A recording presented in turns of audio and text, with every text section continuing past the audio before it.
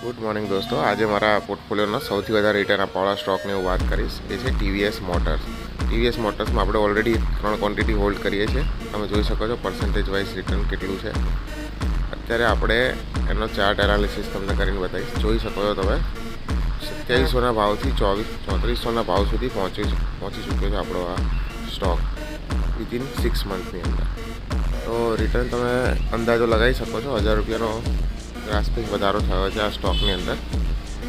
Chart જોઈ શકો છો, કન્ટિન્યુઅસ ઉપર ફ્લો બતાવી રહ્યો છે, જેથી કરીને આપણે આમાં જ્યારથી મેં લીધો ત્યારથી એ પ્રોફિટ જ આપે છે. એટલે હવે આપણે એને થોડુંક ક્વોન્ટિટી એની એડ કરવા માટે એને બાય કરીશું. આપણે આમાં હું 5 ક્વોન્ટિટી આજે એડ કરું છું. આની અંદર 20,000 17-18,000 જેવું એવરેજ આવે છે.